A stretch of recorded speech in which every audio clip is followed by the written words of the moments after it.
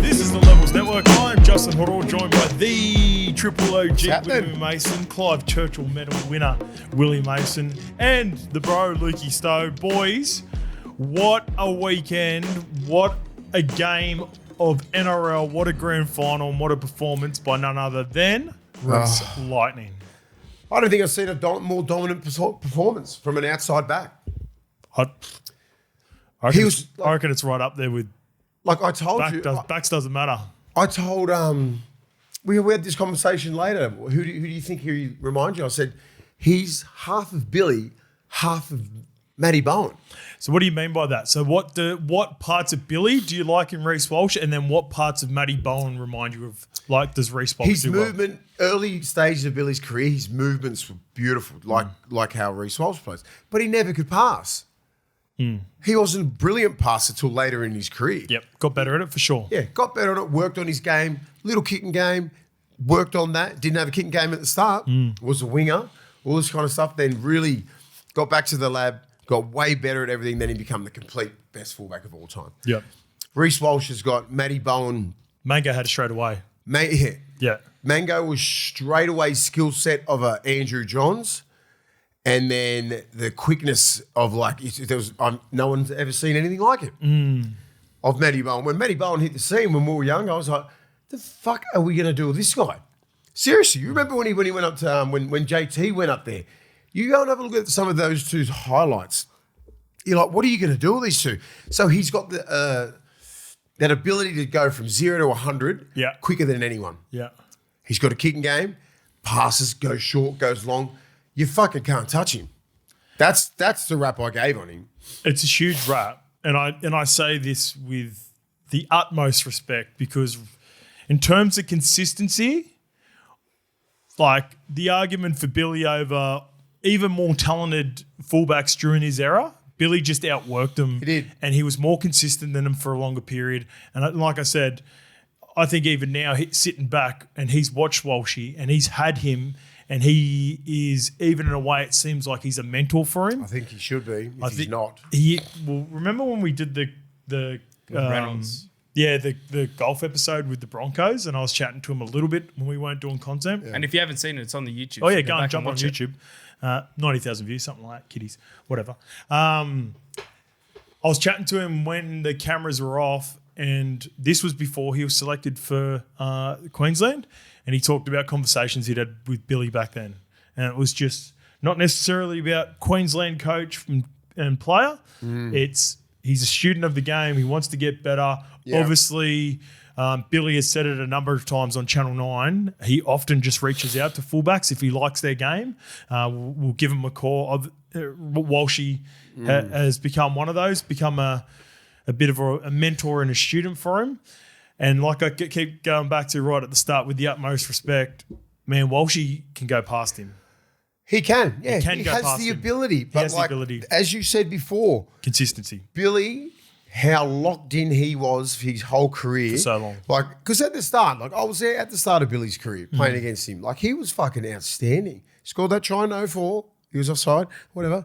But, they put him on this pedestal, and he was the meteoric rise to Billy Slater.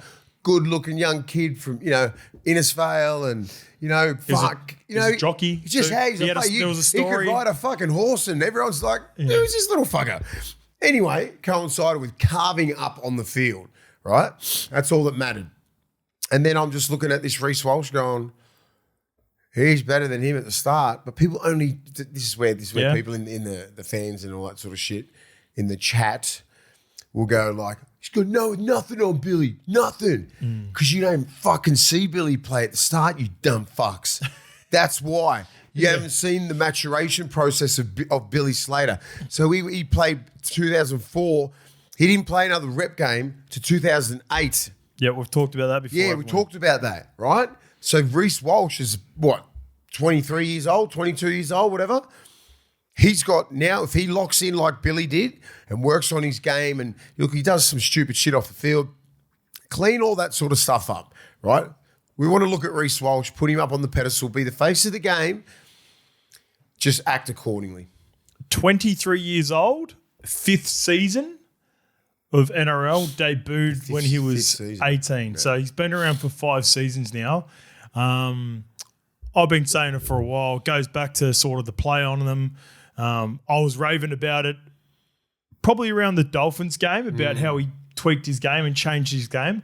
I honestly believe the time that he had off when he got injured this year gave him the ability, or maybe the time for him and Madge to sit down, have a chat about what was required. And when he got back, and he just come back so patient, mate. Yeah. He come back so patient. And when you go back and look at all the highlights and we talk about this run going into the grand final, people are going to bring up the Canberra game, the grand final for sure, because that's great representation of what he's capable of. But those games against the Rabbitohs, when they only felt like 14 fit NRL players, the Dolphins game where they were missing a whole heap of players and they weren't quite playing well, he played patient, mate. He's matured so much during the break. And you said he's 23 and he's mature. And he's only 23 years old. So I look at a Billy. Are we going to crack Red Bull for him? He's obviously your OG Bull. Let's crack that. Might as well get straight into it. Big time.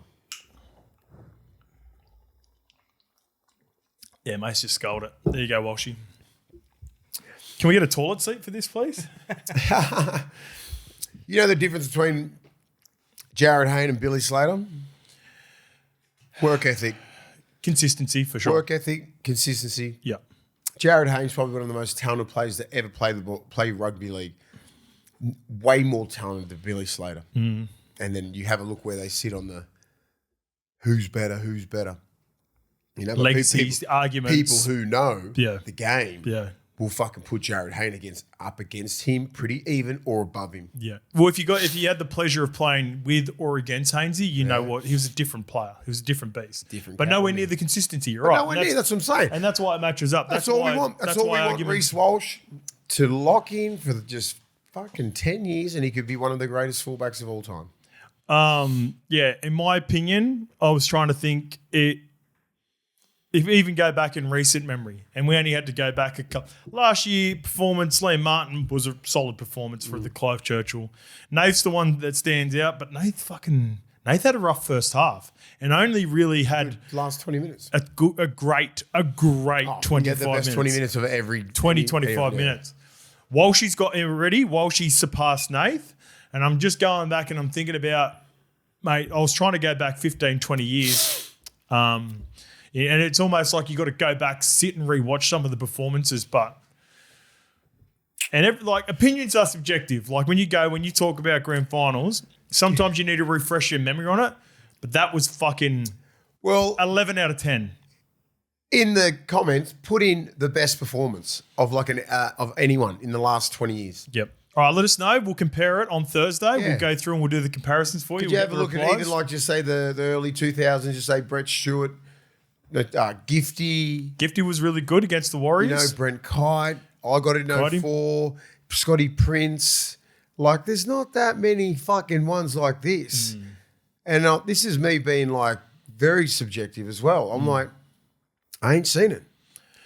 2010, Darius Boyd. 2009. Kiri's performance without Kronk. Kiri's performance. But that was, I reckon, with Kiri and the Kronk argument as well. It's because Kronk really couldn't do much. Kronk That's why it stood out. Fucking Ace Ventura arm. Yeah. He's like, that's a part of it that really made Kez's performance as strong as it was. Give this dude his flowers. I know he's young. Everyone's quick to anoint. I'm not. I'll give him another 2 years if I need to see consistency. He needs to be the number one for fucking Australia for the next 10 years. He needs to be the Billy Slater of the 2000s, 2010s. At least give us a good 5. Give me fucking couple. Yeah, give us 5. Get 5. 10's a lot. Just be all right on this tour, mate. Just don't fuck this tour up. There's a pretty good chance there was some young kid that we're not talking about now that's going to eventually put pressure on Walshy. Who's painting his nails? But let's go. Let's get the next 5 from him. And I feel sorry for Dylan Edwards because I agree with you. We'll get to the Australian team in a little bit. What do you do there? Dill's made it. Dill had this window of sitting behind Teddy for 5 years, basically, when he was on this gun run for Penrith. And he got the smallest of windows. So do you reckon that was his peak when he was sitting behind him? I reckon Dylan Edwards was the best fullback in the competition for 2 of the years that Teddy was playing over top of him. 22, 23, 24. Yep. Yeah. Yep. But Teddy, the runs on the board, you get all that. I have no problem. So you have to wait a couple of years. He finally waits, and he's only going to get it. The only way Dill would get back in, and you know how much we love Dill. We talk about Dill all the time. Man, this is Walsh's job to lose now. Yeah. It's his depends job. what they go on the first test with. It's going to be a really interesting Ashes series. We'll get to that in a bit, but because he's little, they're big, the Poms. Yeah, I don't know. Interesting. He's little, but look how fucking strong he is. That was a very physical game last night, and that kid that scored the try that he scored, how well balanced he is. I haven't seen anything like that. not in the grand final. Not in the grand final when he went boom, boom, boom, boom, boom, boom, boom, try. I went, what the fuck just happened? Is it? Do you agree it's a perfect 10? For a grand final performance, it'd be 9.5, 10. I don't think I've ever seen it. It should be like it should matter even more that it's actually as big of a game as a grand final. No, it should. No, that's not the magnitude of the game should go into it. There were a couple of It's like diving, the difficulty. Yeah. Yeah, you're going against the fucking like you're doing a backflip or a fucking quadruple fucking. but it's for the gold medal. Yeah. It's, In your favourite ratings, Macy got given an 11. Who's? In the Telegraph. by who? The Telegraph. Yeah, but by who does it say his name? That's what I'm saying. Yeah, no one cares. Put your name to it, mate. It's a paywall. Yeah, it's a paywall when we're not paying. It's a 10. Let's talk about him more as we go on. What I've done is I have gone and done a full review. So what I did was I watched it last night while I was fresh, but there was a little bit of passion in it. For everyone that knows, there was a wager going on and I was playing it that way. And then there's also the emotion of me wanting to see money win. And like I love both teams. So I was riding the wave of actually just being a fan. But then I wanted to go back and watch it this morning and do a full review to make sure I had everything covered before we got to the podcast. So I've done a full Broncos review and we can talk about the moments. I've highlighted a couple. I've done a full Storm review and sort of where some critical moments in where they went wrong.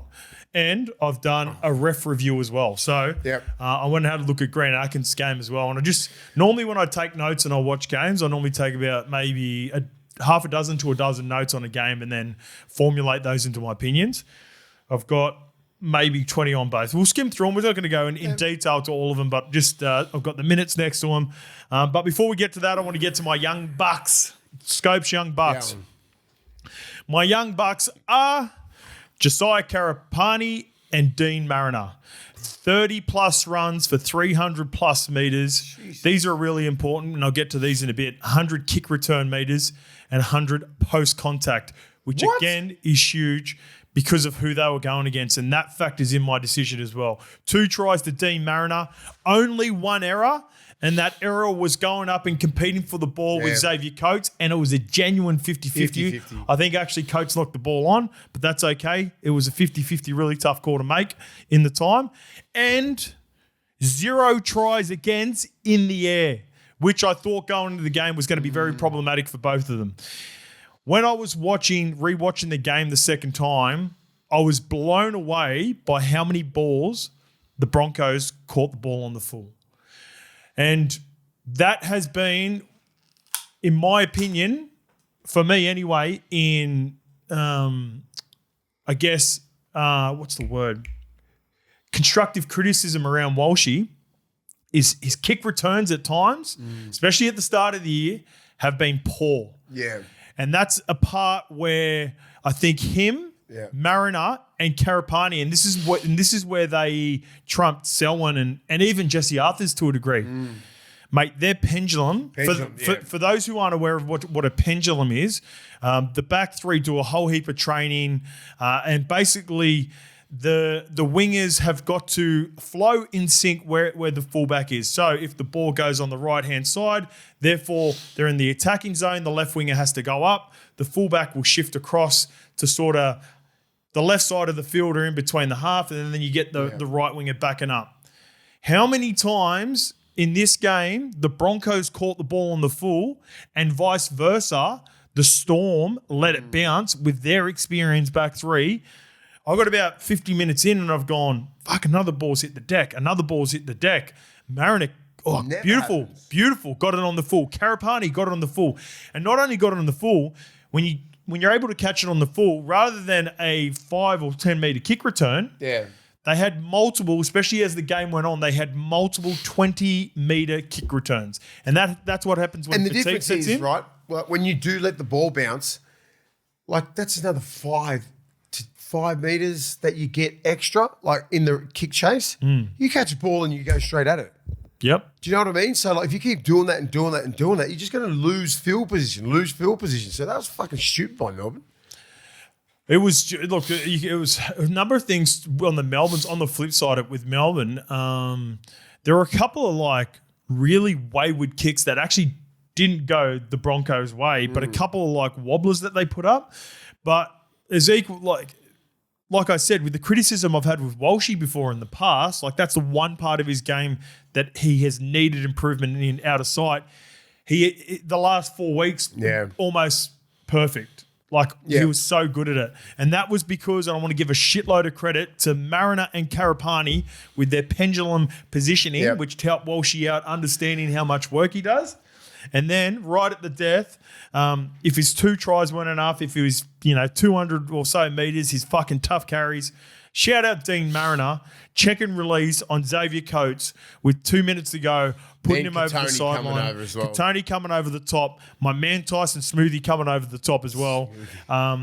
Mariner, I could have almost done Mariner by himself, but there is no Dean Mariner in this grand final without the performances of Josiah Karapani. So I'm putting them together. They're my young bucks. And I thought they were excellent. And they are the prime examples of why Michael Maguire is a premiership winning coach. And you know what I'm going to go? Greatest of all time. You know where I'm going to go with this, Mace? Because I say this all the time. I reckon he's the drought killer. He's the drought. We'll get to that in a bit. But the part that I say all the time, and I have no ego in saying this all the time, as much as I can.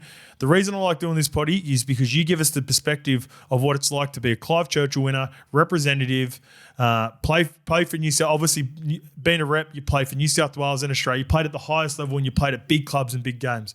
I'm the journeyman player. I am the middle tier player, and I've got a lot of pride in that because often, how many people play NRL, mate? Often people message me and go, mate, you've got to give yourself more credit. It's not about that. It's just the perspectives, right? Yeah. And I knew at the back end of my career, I need to squeeze every little bit of juice out of my talent for me to be successful or achieve things. What I realized as my career went on and talking to different people is the Bellamy's did that with players. Yes. Ivan has been doing that at Penrith now for a bit. Wayne has been doing it for 50 years. Ricky gets the best out of his players as well. Madge, with some of these players like Karapani, like Shibasaki, like Corey Pakes, like Tyson Smoothie, all those guys had career years. Yep. And that's what an elite coach does, and that's what Michael Maguire is now. Totally agree. I can hear Gordon Tallis echo a few things, and I think he sort of. I think they had a crack at him a little bit about, because he didn't like Madge, and all he was angry was at the way that they treated his boy, which is fair enough. He wasn't having a crack at Madge and saying all this sort of shit. So I think he's been on the radio just trying to really. He's been on a podcast, he's been on radio, and he's probably going to be on 360 And I'm just trying to think. Is that still on? They doing a 360? I think they do. Do they not do a review? I'd imagine they'd do a review. But like, what is he? What's he trying to say? Like, so here we go. Let me break it down. I was a bit confused because he had a big crack at fucking called Big Sharon. Big Shaz. Yeah, Woodsy. So Woodsy called him out on his podcast earlier in the week. Here's the thing with Gordy. Gordy just had Kevy's back. Fucking oath. That's what you do. Gordy, I don't get 5 honestly, premierships they won together. If you want to get fired up about what Gordy said, then so be it, right? No. Gordy was unashamedly biased towards his great mate. Good. That's it. That's what you got to do. It's not any more than that. Like, yeah, you can go back and look at what he said. All of the stuff that he said was just to back his mate and he didn't like the way his mate was treated. Yeah. In that process, did he throw Madge under the bus and throw shit out? Yes. Well, he was just saying stats. He goes, these are his last records of coaching. Anything that was favourable towards hammering Madge because of Kevy, he used it. Yeah. That's it. But they were facts. So he said that. He goes, have a look at this. 14th, 12th. And I'm like, okay, fucking Gordy's got a point. So like, but understand where Gordy is. He's the most loyal human in the world. And Kevy is his fucking boy. Brother. He's his ride or die boy. That's his brother. And he don't give a fuck if he's wrong, Gordy. He will stand on that hill with Kevy and go, you're fucking right. This is your premiership. We're going out together. And that's what I love about those old school blokes, mate. They don't give a fuck. Sit on there and they know they're wrong. But he even said, he goes, look, I got nothing against fucking Madge. It ain't about Madge. It's about the club, how they treated one of their greatest sons. But it's a little bit about Madge. But it's a little bit of that. Of course it's a little bit about Madge. It's a little bit about Madge. It's a whole lot about Madge. It's pretty funny because, like, you know, you don't know, no one usually, no New South Wales fucking coach, especially the New South Wales coach, coaches that fucking team. After he just beat him in a series the year before. That's what I'm saying. So like you can tell how Gordy like was feeling, like fucking angry. And his best mate just got sacked. And he's probably thinking now, could Kevy have done the same job? Could Kevy have done the same job, Hoz? Not in my opinion, no. Okay. What about you? Yeah. Do you think he could have got the best out of Shibasaki? The points that I brought up before, because I've been in those situations before, Mace. I think we've said names before when we've talked about coaches, right? And you know who they are. And I've said, all right, great people, legends of the club, mate.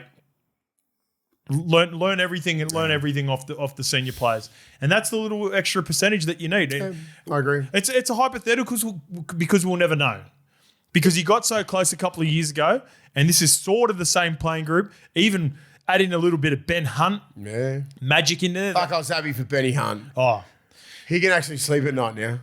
Yeah, he got the yips a little bit late before the knockout. He fucking did, didn't he? But we'll get to that in a bit. But I just want to shout out. Big fan of Madge. Congratulations to him. On, Madge. He shut up all the haters. You love to see it.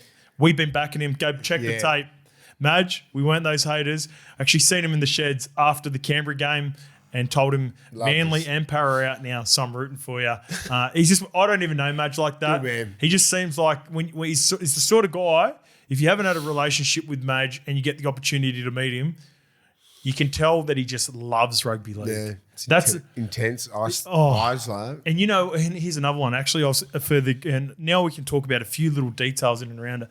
For Fozzie's retirement, and I was chatting to Jakey, and I was trying to Jakey's a little bit frustrated with the way that they finished at Manly, and they want to be winning all the time, and he's seen that I'd done the bit talking about the coaches, right? And I was like, it's got to be a Manly guy. It's got to be a Manly guy. And I said, Jakey, do you like Madge as a coach, right? And this is just hypotheticals because all the stuff that was getting around the Manly coach at the time.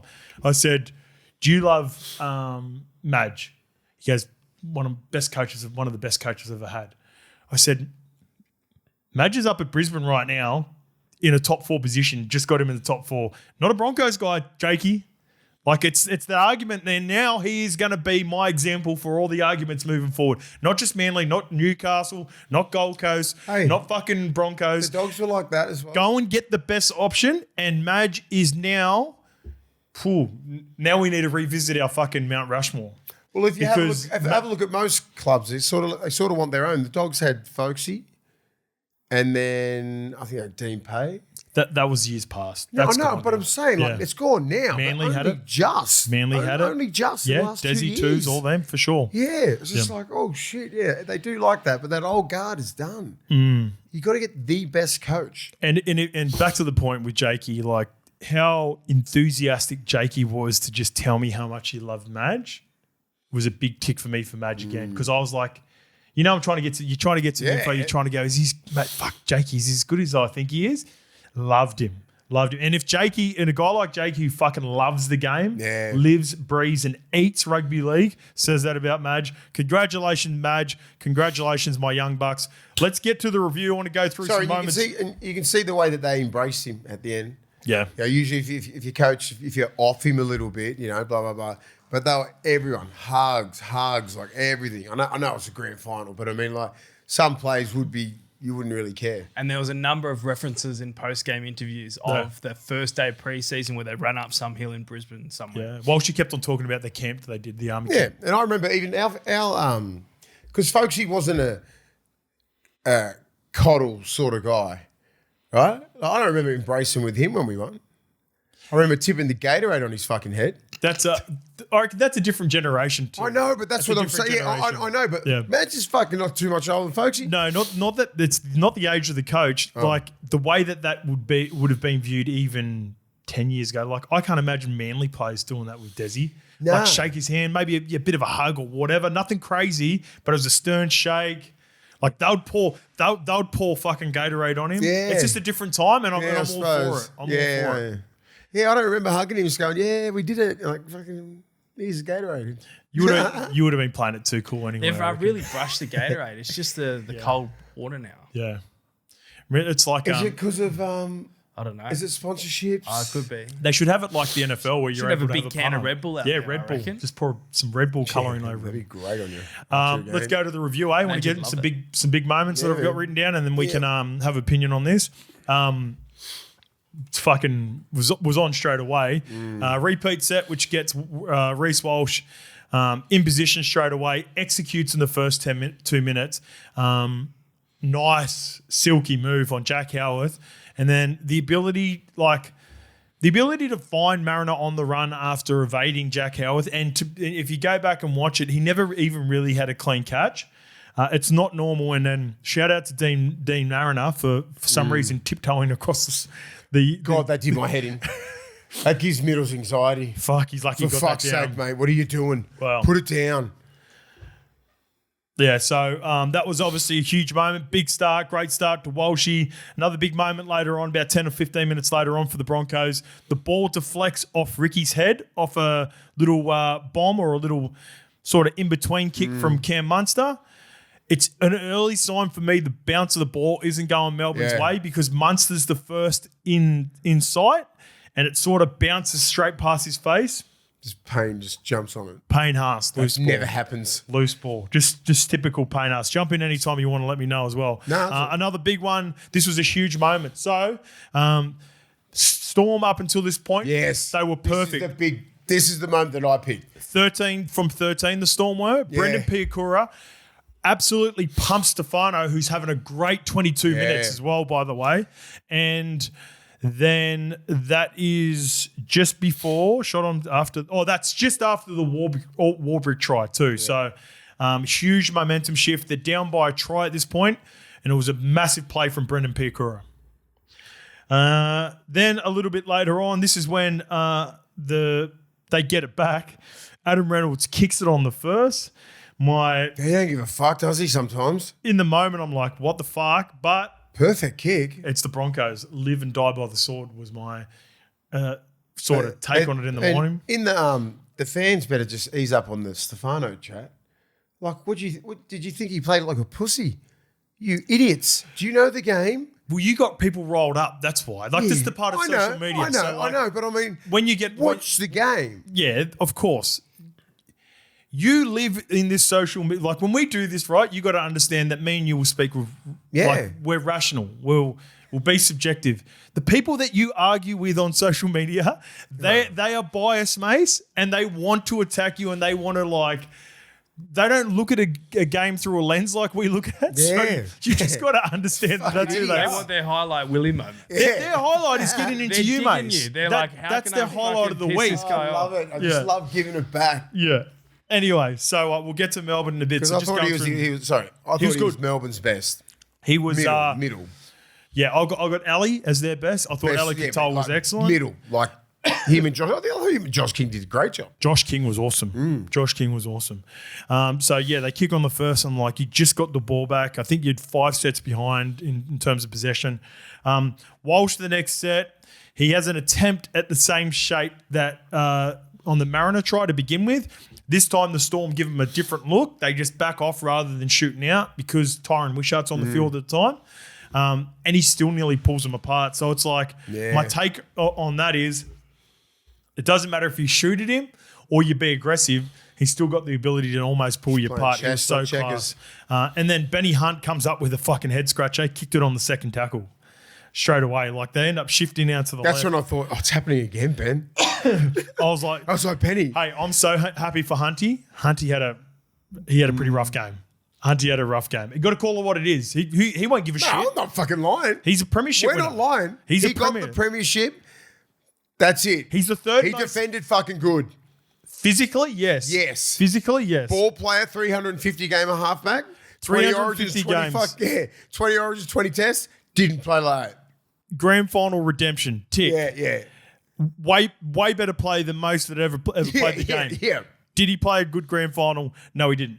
Yeah. No, he didn't. And he won't give a shit. Yeah, and the beauty is when you got fucking guys like Walsh and Ezra, we'll get to Ezra, man. Yeah. Fuck me, he was outstanding. All right, here was another big play. Piakura goes off for the HIA after the hit from Jerome Hughes. Willison goes to the edge, and I thought, fuck, Madge must have been so tempted to put Payne Haas back on. Yeah. Payne had only been off for a minute. Yeah, he only played 53. He'd only been off for a minute. I thought, fuck, insert him back on, move Willison to the edge. He played the long game because he knew Payne had played 80 minutes the week before to cover Paddy Carrigan. Yep. And he knew he was going to be required at the end, which he was. Fucking Again, going back to coaching, for Madge, for me, that was a huge moment. Then Willison repays him with a strong carry. He was good. The two that he put on, Hetherington and Smoothie, they connect with a nice little inside ball to Hetherington. Quick play the ball. Walsh. Reese Walsh goes from the open back to the short side through the guts. And doing that, beat 5 Storm defenders and also injured Alec McDonald, who only come back on the last 2 or 3 minutes. So that little sequence from the Broncos benchies. Who were excellent, who had high ratings. I haven't seen the people were sort of going, they were thinking, well, that's they're not that strong on the bench. I would have given Melbourne a tick on bench going into the game. Same. Even though but Willison, standing on business. Hetherington was outstanding. Yep. Smoothie was fucking good. Smoothie had huge moments. Man, yeah. Fuck off. How explosive, how strong. Like I was great. It was great to see him just have no structure at all. He just played footy. It's fucking just flat and fast. It's dangerous, Wide mate. falls. He is so good. Wow, that was scary. But Willison, outstanding. Been out for what? 6 weeks, broken up. He played last week. He played last week, Yep. So he got some good minutes out. Yeah. Yeah, remember he had the try when they got the knockdown on Cleary? Yeah, he stood on business. Yeah, he's been standing on business. Some of his carries near the line took Strong. 3 or 4 Melbourne Storm defenders. Their bench, awesome. That's when they inserted Ezra Mam too after that point. That's when he comes on. So he had a couple of little moments, nothing crazy, got booed heaps. Just threw his body around at the back end of the first half. Defensively, but it was good. Yeah. You got a little chick. It all happens here. He's got a little Chrissy Sandown shot in he him. loves it. A little bit of Chico Sigiara. Yeah, he's got it all. Can jam you. Love the cornrows too, son. Second half.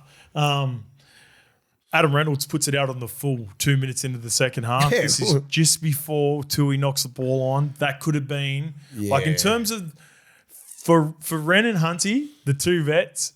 Fuck. What are you doing? They should be buying Reese Walsh a case of toilet dunny water for the rest of his life if they want, because those two boys, they had rough games. But again, going back to a Broncos fans, chill out. I love them. I know them really well. I'm good with the boys. Hey. I can say this with confidence. They had rough games, but it doesn't mean shit. Who gives? I'm just saying. No one's going to look back in 10 years. All they're going to say is Reynolds has got 2 rings. Benny Hunt's finally got his redemption ring, and that's all I'm that saying. matters. If it's 2 minutes in the second half, you give me the ball, I'm not kicking it out in the full. I do not care. And with his laser kicking technique and that, hit it off the side. He does. I know it happens to the best. It happens to the best of us, but not in that situation. Like, you just don't. The drop's got to be perfect. Everything like that. Like, it was fucking. When he kicked it out, I said, "You fucking kidding me? They're doing it again. It's happening again." Then they obviously got their shit back together. So then he has. Let's go back to the 2 minutes into the game. Walshy has a try. Just a try assist that shouldn't happen in the first 2 minutes when everyone's fresh too. Then he has that try just before halftime, and I think this is the biggest moment he had of the game. The try saver on Tui Kamikamica. Money steps off his right, looks like he's going to pass it, puts a beautiful kick in. Tui did the hard part in catching it. Hey, good, Tui. Tui was fucking strong. He carried the ball strong. This is going to haunt him. This drop's going to haunt him, but it's also like... Hey, do you reckon that's your call game there? When you on reflection, when you watch it back, it's 22-12, Mace. It's 22. Brisbane's up? No, they're down. They're down 22-12. So that puts them up, and it's just like, oof. Well, that's what I mean. Like, if he gets that, 26 you can't call game. Fuck. Nearly? Reynolds just kicks the ball out on the full 2 minutes into the first half. Have the Broncos shown that they can come back from anywhere? Yeah, of course. But like, how do you not fucking lose belief when you get there? And then you add into that 5 minutes later, if they were down 26-12 at that point, Adam Reynolds does his calf and leaves the field. So they were trying to lose the game. Far out. Like, yeah, that Kamikamica, your big fucking mitts. He had it. He did the hard part. The pickup was silky. And then Walshy, credit to him, he threw everything he threw his body, his weight, the toilet seat, the kitchen house at Tui Kamikamica in this case, and then Stefano with about 3 or 4 minutes to go, which led to an error and ended up being overturned by a fucking rank penalty call, which we'll get to in a bit.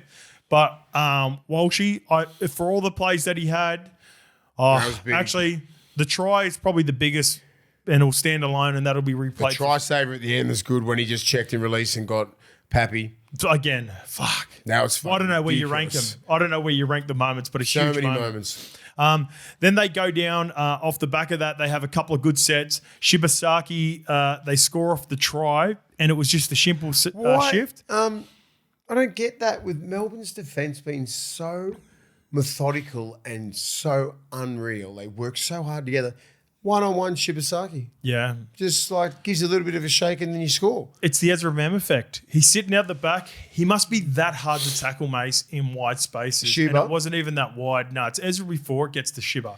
Once Shiba gets the ball, Shiba's getting it. Like Nick Meaney's looking at Ezra the whole time Meaney's going, a good defender too. Is Husey going to get him? Is Husey going to get him?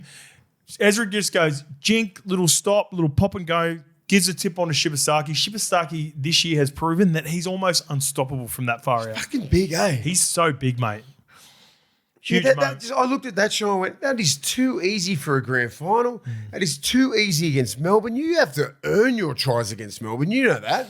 Everything's earned. You don't just fucking roll up, do a 1-2, like man on man, and they score. Yeah. Never happens, mate. It did look soft. That was soft. I want to give Ezra at least a little bit of credit. Yeah, of course. But you got to go. If you see Ezra and then you're Meaney, you just stay on your man. Yeah. Stay on your man. All right, you know you're looking because if he might throw the dummy, but you know fucking Shibasaki's there. As soon as he gets the ball, he's got this much room to bang straight through his chest. Reynolds does his calf at the 48-minute mark. It's still 32 minutes to go, and they're still down by a That's try. when I thought this is trouble. Then after that. The next set, I think they go back and forth. Ezra Mann picks a ball up from his feet for a repeat set. Huge moment. Again, just keeping the momentum going. It ends up being a 6 again. Melbourne hang on just. That's when the forward pass from Walshy happens, which was a fair call. I thought that was a fair call. And then, good ball, bud. it was silky over the top. And then Ezra Mann comes up with his first forced error on Will Warbrick. They make a little break down the right. He tries to step on the inside, and Ezra, that's when he gave him the Critty Sandow, the Chico Sigiaro straight into the chest. I don't think Will Warbrick recovered from it. Go back and watch the last 25 minutes. There was another occasion where he got a little bit spooked. Katoni jammed him on the other side as well, where it didn't even look like he got him that clean. Do you think because of the head knocks? That's my thing. I reckon he got I reckon he got a little bit shook, Mace. Yeah, maybe. I reckon he got a little bit shook. And that's fair. Understandable. Yeah, because he was out for fucking 18 weeks. You got to factor in he was out for 18 weeks, and he looked and I say this with all due Did run hard, but I'm like saying stuff like that can rattle you. I want to say this with all due respect because I think he's a fucking tough cunt. He looked shook. He looked hesitant at the back end, and I'm with you. I won't know for sure. We'll maybe never get an op because it's not something that will probably ever come out.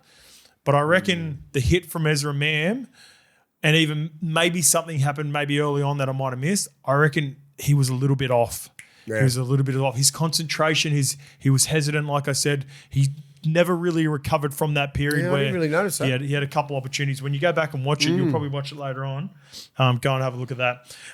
Then we come up with the Mariner try straight after that error. So forced error, Mariner.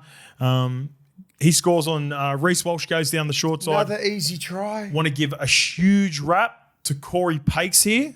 So Corey Pakes, Walshy sort of settled down the short side.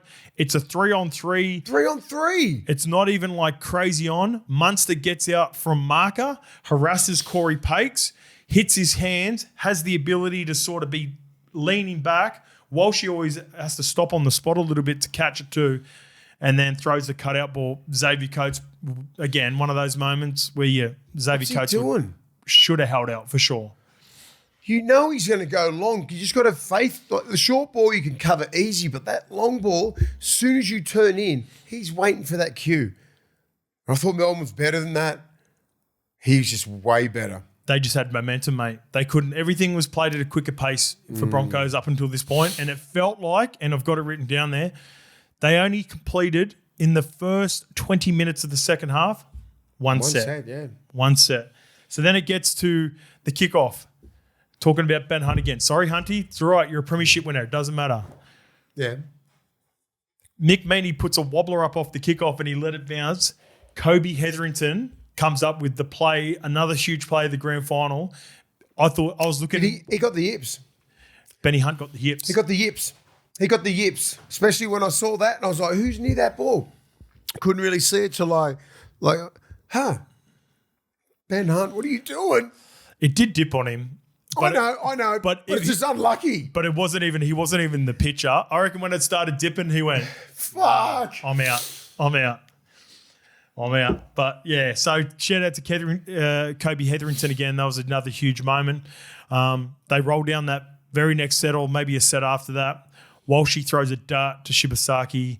That's try number 2 for Shibasaki. Smell Shiba. That started on the right edge too, by the way, when Walshy beat Munster. Yeah. Puts Tony Staggs away outside of Tyrone Wishart.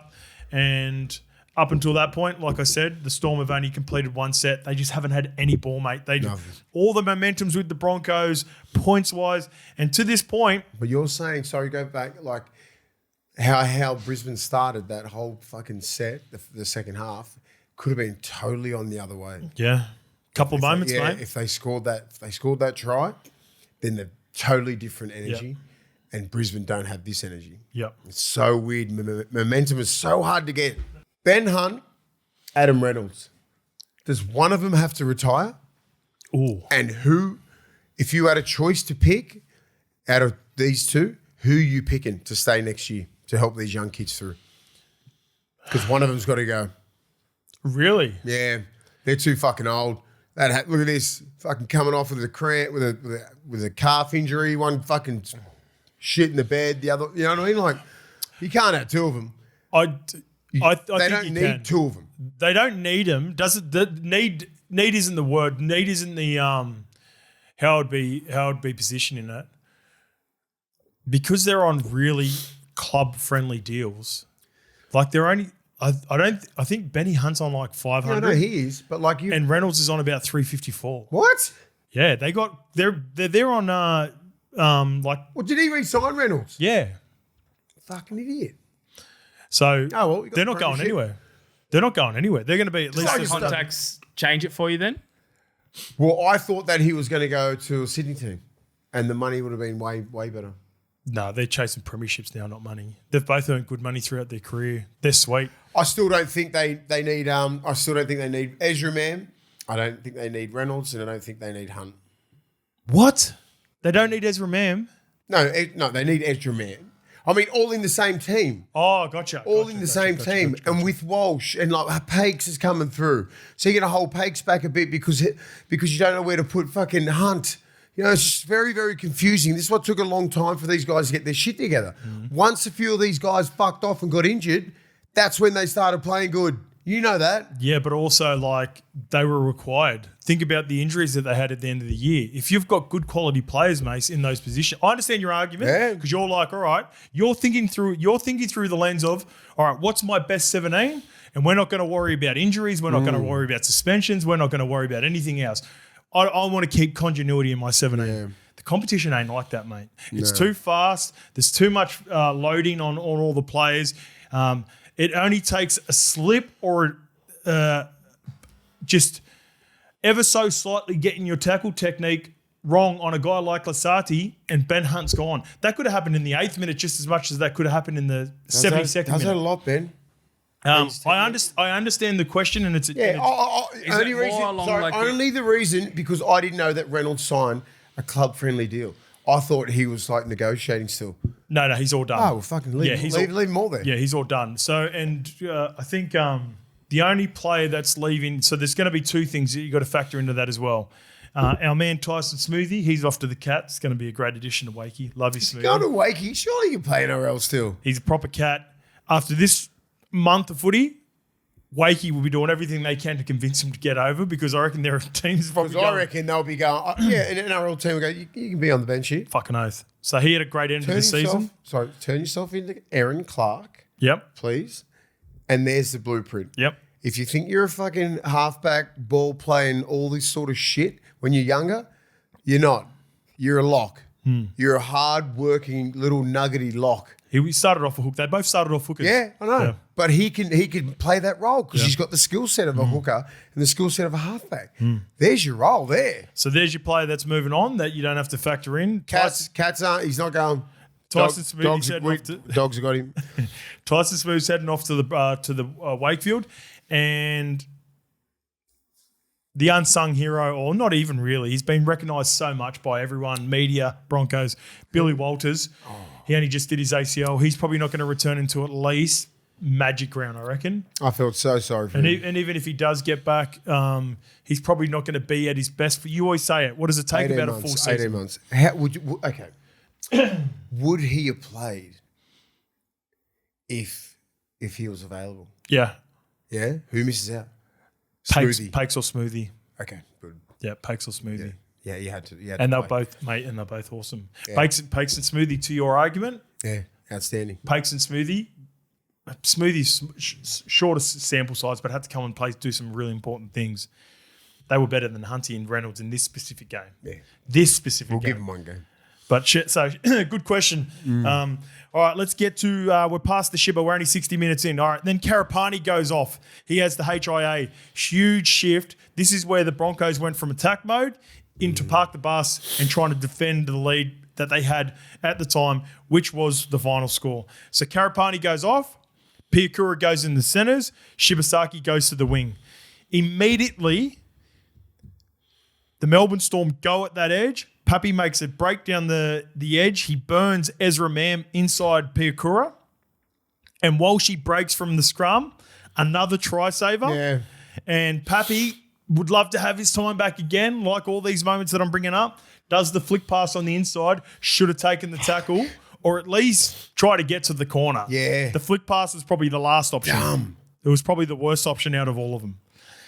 Just the magnitude of the game, you just don't do that. Yep. 72 minutes, we talked about it. Ben Hunt gets knocked out trying to tackle Lasati low. Now, this is where I want to give a shout out to two people. Firstly, how far Reese Walsh ran to make sure that he had Hunty as he was hobbling back, and also the concern that Pappy showed. If you go back and watch it, Pappy was sort of the next person there and was ready to help out Ben Hunt, who was wobbling and all over the shop. Yeah. So shout out to both of the two fullbacks. A lot of care. The duty of care around Benny Hunt. And here's my man Smoothie. So last week I gave him a huge rap in a couple of moments in the prelim and also performance against the Raiders. This time it happened in the 74th minute. He shoots out of the line on the last tackle to put clean kick pressure on Money, hits him as his foot's on the ground. The ball goes up in the air, tackles Money to the ground, gets back up, it gets tapped back, and Tyson Smoothie is the player who goes and jumps on the ball. Another huge moment for the legacy for Tyson Smoothie in the finals finish up. NRL teams are going to come knocking for the smoothie. Do you reckon? The banana smoothie's going to stay in the NRL. I'd love to see him stay. Can you do that? Can you just be like, sorry? Nah. Fucking oath you can. It would be. There's no contracts. There's definitely contracts, but Yeah. if you're not Wakefield watching what he did during the last couple of weeks and so excited, like they've been, I'm on the fan page and that where I go on there and rip into him. He's just been getting posted all the time. Even our clip actually ended up in the Wakey page.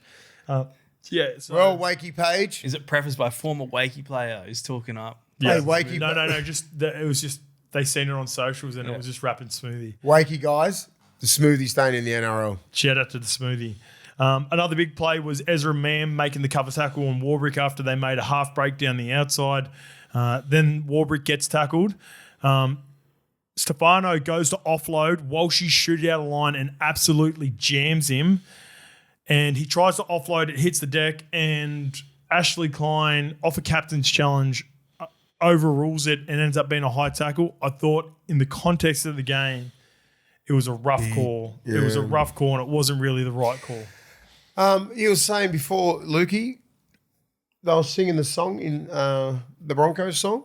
What were they saying? Oh, I'll get it up exactly. Hang on. I'll find the quote. So you can't tell me that Stefano's words did not fucking light a fire under their ass. Maybe you clipped it as well. No. Maybe when we clipped up the clip, they would have been watching it on the bus on the way in too. You're welcome, Brisbane. Got you your premiership. I think Kempy posted it. Shout out to the What about them winning? I said that they'll win the treble. They got the AFL, they got the women's, and they got the fucking NRL. Remember we were talking about the other day? Yeah. I said, can you put a bet on that? You could have. No, we could have. And we said, oh shit, the AFL's already gone. Roast is all over. Roast is all over it? Yeah, let me find it. Here we go. Let me say something, boys. Hang on, where is it? Let me say something. Boys. Stefano stuck. We're fucking up, baby. Yeah! Stefano stuck. We're up because he said they're stuck up. Well, you get the Jordan Ricky. Go to Kempy. See Jordan Ricky. Yeah. Oh shit. Buzz Rothfield's number, right? I'll call him. Hey, someone send me Buzz Rothfield's number. Yeah. Is that Ricky? Yeah, Jordan Ricky on the field. Wait. Someone send me Buzz's number.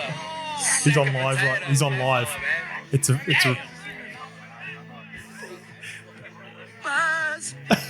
Buzz Rothfield. Oh, Jay, it's Buzz Rothfield, Jay. Oh, hello, Buzz. They're actually in the marine. Oh, fuck yeah. That's awesome. Just mate. trolling. Fucking love that shit. You can do whatever you want when you win. Right. Buzz is a caricature now. Zero respect. Shout out to the Buzz getting. Yeah, they love the Buzz. Shout out to the Buzz getting recognition on the grand final celebrations. You know what? You know you're doing something right when people are bringing up what you're saying.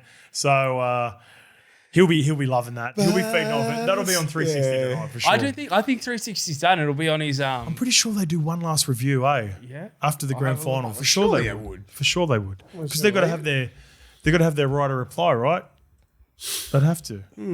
Is it on tonight? I'm having a look at the TV guide. Go to KO Weeks and check it I'm out. having a look. I've got speaking of KO weeks, I've got the Corey knockout on at the moment. Yeah. Oh, yeah. Where's that? It is the final. It's Burt. KO Weeks is in Korea, Is isn't he He's Canberra? molding. No, it's at Newcastle?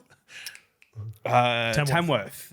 We've got Burke Warriors going up against the Newcastle Yowies, mates. Oh, the Yowies Yowies. are good. And Smart the Tahu's current score at right now, it's second half, is 20.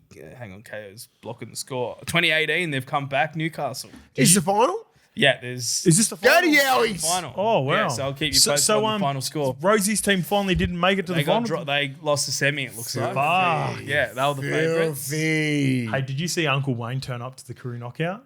No. Yeah, he presented the WAC jerseys. Oh, how good. He's the king. Fucking love him. He's the king. I messaged Trell because Trell reposted it, and I go, "Is he just the man, bro? Yeah. The best." Like, you imagine all the Indigenous kids that play for Wayne when he does that, comes to the weekend. That's what separates he's him. the king. That's why he's been Yep. in the game for as long as he has been. All right, last moment on the Broncos. Walsh comes up with the game winner. As you mentioned, Katoa makes the break. Double D's on Pappy, makes the tackle. He willed his team home. If he didn't make that play, does Pappy score? Fucking oath he does. I couldn't believe it. Yeah. I couldn't believe how he the check to release and then tackle him easily around the legs. All right, let's rank his moments. So if you're Katoa, what would you have done? Try to fucking taking the sideline right now. In hindsight, yes. Yeah. I don't know, because I'm not going to try and fuck around with a guy like Walsh. Yeah. Take the side, trying to get him in the tackle and then out there. This moment? That's a photo. Have a look at the second photo in this carousel. Standing over him, looking Sick down. photo. We can't quite see it from here. Mate, they were fucking staring him out every moment they got in the second half. All right, let's go. Mount Rushmore moments of Reese Walsh in the grand final based off everything that I just said there. Number 1, try. Has to be. They're good try. His only try. His only try. He set up 10. The best try, almost one of the best grand final tries of all time. Easy. Mount Rushmore. I would say second is the try saver on Tui Kamikamica over the line. And that's up there. Then the Pappy try saver at the death. And I didn't even put that number one. Do you think Pappy's lost a touch of pace? No. That was that's just Pappy being That was a brilliant play. he's just special. He's a special. Because I think you said it 2 episodes ago, the acceleration He's of Reese Walsh. he has a little bit, but he was flying there. But he didn't have much run up either. It was just broke from scrum and just the he can go from 0 to 20. Yeah, he's the quickest over 40. I'd love to know that. They should make that a stat. Let's put one more on the Mount Rushmore. Fuck, I reckon it didn't lead to a stop in a try, but when they make that break on the right and then he come through to Stefano, which ended up being overruled, he shot out of line and smacked Stefano. Just the effort on doing that. Stefano's 120 kilos. That one. Fuck. All right, Storm review. Storm review. Josh King. Thought Josh King was fucking really good for the Storm. Had a physical presence from him right from the kickoff, and then I noticed as it went on. Very quickly moving on to the Howarth injury, you can't underestimate how huge that was. He's a physical defender. Offensively, he's a really big threat for them that Munster just didn't have once he left the field. Tyron Wishart is a really good gadget player. It's one of those ones in hindsight, again, fuck, it would have been nice to have Joe Chen on the bench rather than Lasati. That's what I was thinking as the game was unfolding. Live with that, don't you? Live and die. Those are huge decisions, and you probably don't anticipate a centre going down out of all the positions and trying to cover it. But Joe Chan's he's a back row as well. But he played multiple games in the centres. I know, but he can easily play back row and centre. Yep. And so it's not like you got Lasati who can just play middle. The turn-up play from Katoa for the Manly try was just great execution. That is detail. That's video. They would have seen that the left edge compared to the right edge, they're a little bit more passive. And because they sit back on their heels with Ben Hunt being there, rather than doing the block play, doing the little turn-up, thought that was really well executed. Nice answer for the Storm. They end up going back about 5 minutes later after a good little cycle. Katoa scores from the Hughes kick. Munster and Grant tied up Walsh at A as well. That was really important in that part because Money had a good carry where he palmed off about 4 or 5 people. Grant gets out from dummy half. Walsh is at A defender. Beautiful execution from Jerome Hughes and Katoa again. Then I just wrote Stefano's carries in the first 20 minutes were fucking awesome. Yeah. He's backing up the chat. He Yeah. had strong words before the game and he's living it. Then after that, 22 minutes, the Warbrick scores his second try. Again, beautiful shape. The right edge is absolutely destroying the left edge for the Broncos. They showed the same look. They had the same shape for a turn-up. This time, Pappy doesn't sweep around the backside. This time, he goes on like a little hang play on the inside. And Elisi Katoa throws a face ball across to Will Warbrick, Fucking unbelievable. who still did a good job to finish it. Katoa, for me, is best on ground at this point. Yep. Best on ground. I'm hearing you. What about did you like with all they scored every time they were in the red zone? Every time. If they got down there, they scored. Well, when we get to, I've got the referee decisions after this. Every time there's a penalty or one of those 50-50 penalties or decisions that don't go your way, like both teams were good enough with the ability they had to capitalise on it. After that, 30-minute mark, about 8 minutes after that, that's when McDonald tries to save the Walsh try. He's missed. What happened to him? He did his. I think he might have even fractured his arm or dislocated his elbow or something like that.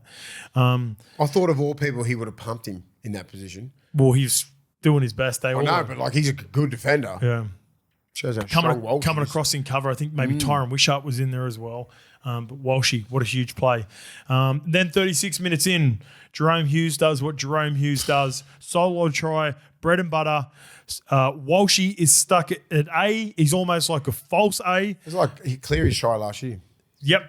Right foot, because that's where Jerome likes to do it from. Just the other side. Benny Hunt doesn't shut the gate, just moved in at marker. Again, love to have it back. Doesn't matter. Premiership winner, sorry. Second half, we talked about it a couple of times. Tui drops the ball over the line. What happened? Nice little kick from Munster. Then I don't have another real moment to write down for the Storm except for when Warbrick gets hit from Mam. That was 53 minutes in, because other than that, they've just been on the back foot. Then in the 60-minute mark, it's the first time they've had decent shape where they've been able to attack. They shift out to their left. Pappy drops Tyron Wishart back underneath, and he drops the ball. Yeah. That was... Up until that point, they'd only completed one set. Then they get quick hands to the right. They're trying to expose the injury to Karapani. Shibasaki moving out there. Ezra Mam comes over the top. They go shift, pass. It hits the deck, goes through Warbrick's hands, and Ezra Mam comes over the top, and he gave it to Warbrick again. They had opportunities, didn't they? At the back end, they did. Look at them now. So then Pappy makes the break down the right edge, flicks the ball on the inside. We talked about huge moment from Walsh. Storm run the ball. So this is another big question mark for me on the Storm side of this time. Ben Hunt goes off for a HIA. We have the play stopped for about 2 or 3 minutes. Melbourne Storm do a shift to the right side, and I think they lost. They didn't know the tackle count. I think they still had one more tackle left, because they just get tackled on the last 20 metres out. No kick, nothing to Warbrick, nothing to Coates. How many minutes to go then? 72 minutes, 8 minutes to go on the game. And they sort of, they're attacking that right edge where Shibasaki's on the wing and Pierre Kura is in the centres too, by the way. Then with 2 minutes to go, Trent Liero is sent for 10 with his high tackle on Pierre Kura. That's so good. Unfortunately, that was... What do you think of Walsh's one? Mitigating circumstances. I've got them all written down here. We'll go through because I know we're going to get referees. He fucking pumped him. Yeah. It is mitigating circumstances because he's not 6'5". I'll break it down and why all the decisions were. And then the last one, Ali Katoa, he makes a break right at the end. Reese Walsh stops him. Fuck. So not much joy for the Melbourne Storm there in the second half. Ali Katoa was their best player. He was second. I reckon he was top 3 player on the field. Yeah. I thought it was Walsh. I thought Payne Haas, and then him. Let's get to the ref review. Go through these really should be quickly. Interesting. So I hated the soft penalty in the first set for the Broncos. Then they score after the first. It's 4 tackles into the grand final. Payne Haas just like gets it's a fucking beautiful tackle. Yeah. That's like, what do you expect? What do you expect? I didn't like it. A minute into like the first set. Let it fucking roll. Let him roll. What are you fucking doing? Let him roll. What are you doing? Like, Payne Haas just come off the back fence. Little Harry Grant fucking puts his body in front. Where do you expect him to go? Just roll out? Like he fucking tackled him. Straight out of yardage. Bullshit. Then they go Shit 6 again. going. Then they go 6 again and score the first Get set. Klein back. So I didn't like, no, please don't say that. We do not agree with that at levels because he comes up with a couple of hellers at the end. Put the G-Man in. I actually like Grant Atkins' game. That was the only part of it that I didn't like. Shibasaki knock on into Warwick, right call.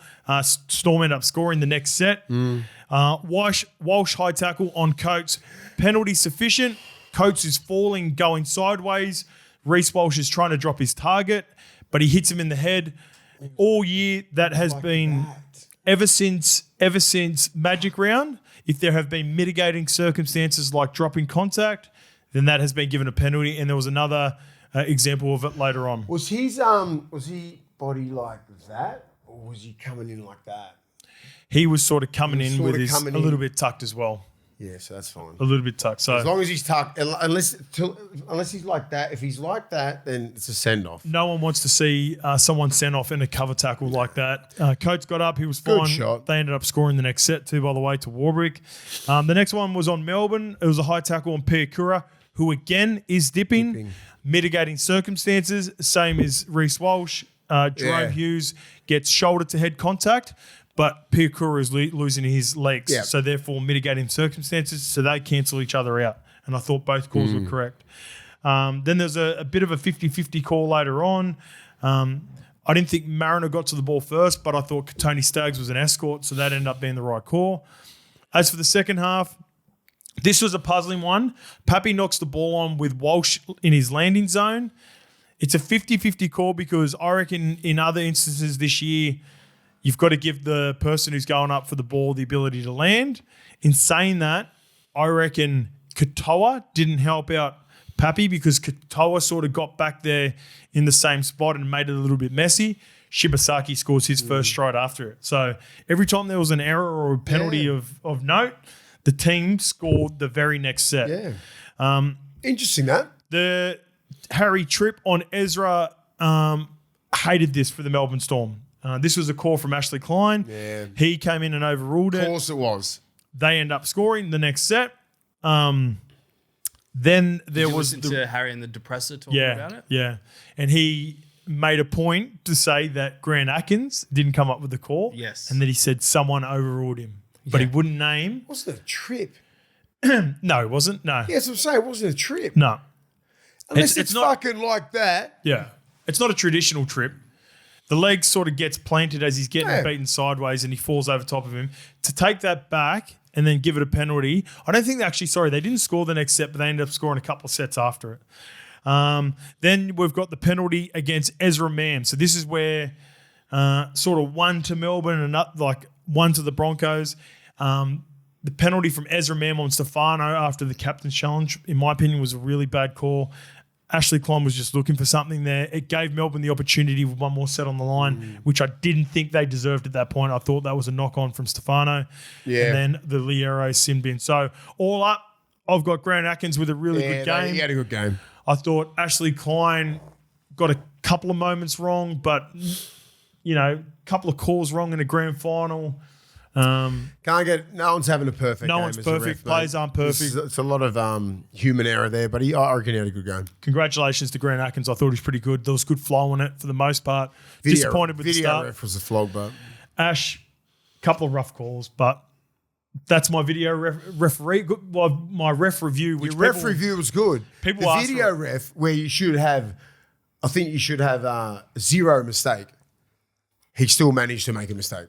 You can't have zero bad ones. Like you can't have that on that trip one. Yeah. You cannot fuck that up, and he still managed to do it. Yes, agree with that. That's what I'm saying. That's all I'm saying on the whole rest. So I don't really give a shit about any of them, but they did have a good game, except for that one call. All right, so that is it. Let us know if you have any more thoughts on the game. We'll obviously answer a lot of questions on Thursday when we'll review the game again. We'll probably go over it a little bit more. We'll have some takes from at least our listeners. And I got this comment or this reply from last week's show, and this one comes from Daft Boss. And it's a quote, "That is why no one will remember your name." And he's Daft Boss is referring to Achilles. To me, if I'd cashed out the bet, My phone was blowing up during the Broncos celebrations. I had people asking me how much I had on it. They had people asking me if I cashed out. I had people asking me what my plays were. What? What did you do? I did not cash out. Good. I did not cash out. I will not say exactly what I ended up taking home. Anyway, what do you think about your boy Money? Yeah, wait, just want to get finished off this little bit. And then Daft Boss comes back in and it goes to Money as well. Again, sorry. And he writes in his own comment, after hearing the context, I see your dilemma. Achilles may understand because of the honour factor, right? Yeah. So I ended up having a play on Money, a significant play, but all up five-figure collect. Okay, sweet. 5-figure collect. What do you think about Pappy's, Money's performance? Similar to everyone in Melbourne in the second half. I thought momentum, and then he's their main play. You just got to shut him down. He gets people don't understand, like when you're the gun and the 5'8" and things happen around you, you're getting 3 defenders all the time. Yeah. And the best defenders are getting at him. Like the left falls, the right falls, wherever he is, inside pressure. Like, so when he's in big games, the main thing is shutting him down. For sure. There's a big focus on him. You still want your big gun players to step up. And we talked about how Ben Hunt and Adam Reynolds probably didn't have their best games, but no one will give a shit because they've won. Money, it seemed as though their game plan was to attack the left edge. They had so much joy on that side. And then once he took him out of the game. Once he lost Jack Howarth, and Tyrone Wishart's a great player. He's a great gadget player. When you don't have a genuine centre threat and the opposing right centre is Tony Staggs, you've got nothing. You've got to get all your joy has to go to the right. And this is where it comes back to, you've got Wishart as your left centre, right? Or something like that. And you've got the ball. You ain't fucking caring about who's outside him. All you're doing is just rushing from inside, bang. Bang, and all he can do is step back in, and then try and straighten up, and that's it. That's all you got. They definitely had a non-negotiable, no shows from Munster for sure. No shows, but when you haven't got a genuine threat near the line and you can play short to a guy like Houth who's pretty strong, you probably get his one-on-ones, he can defend good, he'll probably, if you give him the chance near the line, he'll be like a Shibasaki sort of thing, but it sucks. He'll be disappointed for sure. He'll be fucking he didn't have his best game for sure, and you can throw in. I guess you can have factors of why, but he'll be his harshest critic as well. His standards are too high, so when he does, we've seen him do. I've seen him do more with less in big games. So that's the part that he would love to have back for sure. Their whole game plan, but imagine you shut the best player down. I think he'd give more. Madge would be like, Jerome Hughes is going to be a good player. He's a bit injured. Like, he's going to do Jerome Hughes things. But what Money does is totally different. Like, he inspires the whole fucking team. He rallies them, and you want to shut him down for the whole game. And just keep him quiet, right? Keep him quiet. And just, starve him of the ball. Go to the other side. Don't even make him defend. Fuck it, right? And then that's how you get him out of the game. And then you ain't touch the ball for 15 minutes. 20. They had one completed set in 20 minutes. That's what I'm saying. So he ain't touched the ball. What do you expect him to do? That's what I mean. They're great players like that to get put in positions like he does. Sometimes when they do have off games like this, it's not their fault. What? Oh, it's just the last play of the knockout. Oh, what happened? Who won? So it's 25-24. Yowies just beat Burke, it looks like. Yep. Yeah. Shout out to Yowies. But they held up Burke on the line with this tackle. And then someone's well done, Yowies. There you Newcastle. Newcastle. Want to give a massive thank you to Papa Macros as well, been riding with us all the way to the grand final. If you haven't bought a box of Papa Macros at papamacros.com.au, go on there, put in the code levels30, that'll get you $30 off the first box. Put in code levels10, get 10% off all future orders for our audience. That is after go and get ripped. Levels 30. It's time to get ripped for the next couple of weeks as well. Let's get to YouTube questions. I want to give our man Uso Unknown a huge shout out. Let's talk a little bit about the golf day off the back of this as well, mate. Yeah. Uso, What a grand final storyline. First of all, I just want to say thanks for inviting me to the golf day. It was amazing. And like I was saying to you, Scope, the public needed to see this side of the players. I rocked up to the golf day quiet, and as I walked through, the first person I locked eyes with was with DCE, your good mate. And then it was Teddy, and then it was Rads. I never introduced myself first to all the players. They introduced themselves, and that just shows how good of a lot of these guys are as humans. There wasn't any egos out there with any of the footy players, and it was just awesome to be able to vibe and throw some banter amongst the boys. Shout out to the RLPA boys, Tinnerell Rona, Mitch Allgood, Tommy Simons for taking me and making me feel welcome.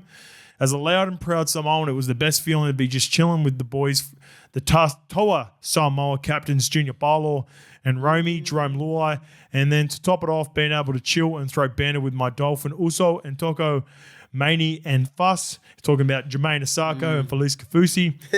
Last but not least, my 04 Dogs. Every Samoan went for the Bulldogs in 04 with SBW, Roy and Rennie. Just being able to sit there and getting gemstone stories with Uncle Triple OG was unreal. Loved it and not adding GST. It was mayo, good mayo. Not that rubbish egg-free or light sugar-free BS. It was just pure gold from the OG and loved it.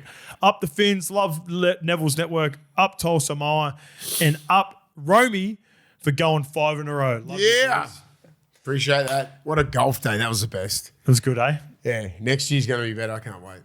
Shout out to Romy, 44 points. A lot of controversy around it as well. I think he's a good scorer. He's a good scorer. Yeah. But shout it. I went and asked Junior about it too. How good was the content with them? So I get a call halfway through, maybe about 10 or 11 holes in. I think it was from our man Artie Meredith, who's the creator, who does some stuff with Rome. Hey bro, I think the carts are stuffing up. I think there's something wrong with the carts.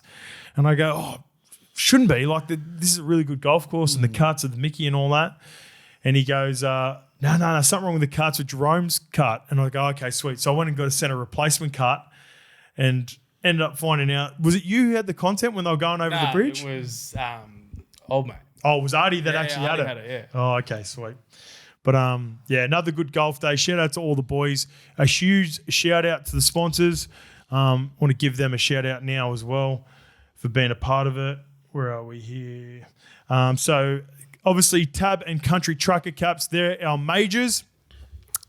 SIP Energy, Harris Electrical, Kane Financial, Limitless Nutrition, NGP Excavations, Loan Options AI, Blackbird Capital, Springy's Prestige Racing, Reynolds Bryant, Compa, Red Bull, Sanita Plumbing, Advisable, Thrive Lending, Genesis, and our good mates at Hello Sports with their Good Day supplements. And that was good for at the end of the day when we were doing it tough as well. Also want to give a massive shout out to Young Henrys, Gringos, Isla, and Compa as well. I mentioned them above as well. So shout out to everyone who was involved on the golf day. Another great day, and we'll be running back next year. While we're at thank yous, let's continue on with Mongrel Boots. This is the last Mongrel Boots shout out for the year, but want to thank them. They are Aussie owned, Aussie made. They are tough Aussie work boots that are comfy, designed and built for the job. They're easier mongrels. If you're looking to get a pair of mongrels, head to mongrelboots.com.au and find your local boot and retailer. Thank you, Mongrel Boots. You've been with us all year. We've done it every fortnight. They jumped on at the back end of last season, so thank you for joining us in 2025. Last but not least, a little bit of news outside of the NRL. We've got the squads for the Ashes tour, mate. Yeah, I was just looking at them. So our Ashes squad for the Kangaroos are Isaiah Yeo, Blake Brayley, Pat Carrigan, Nathan Cleary, Lindsay Collins, Xavier Coates, Ruben Cotter, Angus Crichton, Tom Dearden, Dill Edwards, Tino Fasul-Ma'awi, Harry Grant, Zach Lomax, Keon Kalamatangi, Mitch Moses, Cam Munster, Mark Nwanganitawase, Jacob Preston, Gemma Shibasaki, Lindsay Smith, Tony Staggs, Ethan Strange, Reese Walsh, Hudson Young. I've highlighted the rookies there, mate. Yeah, well done on the rookies. Well done. Everyone else sort of pretty much chooses their own, thinking they're pretty easy. But the youngsters like Blake Brayley, that's a fucking mouthful. He deserves that spot, doesn't he? So who missed out of the nines? Robson? Blake Brayley's jumped Reece Robson. Yeah. That's big, isn't it? Yep. So that's I wouldn't have thought Blake Brayley would have made it because of the halves that they got in the team, but he had a cracking season, so much deserved. Keon Kalamatangi, he makes his debut. They've got Ethan Strange and obviously the two big ones, I think, just playing from the grand final, Reese Walsh, who was our Clive Churchill, and Shibasaki. Yeah. Shibasaki, what a crazy year for Shibasaki. Jacob Preston. Yep. That's fucking unreal. You love Jacob Preston, eh? Unreal just for him. He just worked his ass off. He was known when he came to the Dogs. Just a hard-working young little back rower. Now he's playing for Australia. Good on him. His family will be proud. He had even at the back end of the season when the team wasn't going so well. Yeah, he was killing it. That's a good team. It's going to be a really important series, and at least now there's no more guessing with who's doing what and who's playing where. Or at least we've got our Ashes squad for the Kangaroos. Yeah. It's only 3 weeks now. We'll be there. Yeah, 3 weeks and we're off. Do we leave on the 22nd? Yeah. So I think the first game is the 29th off the top of the dome. Let's get over there, boys. All right. Well, that's the grand final review. We'll see you on Thursday.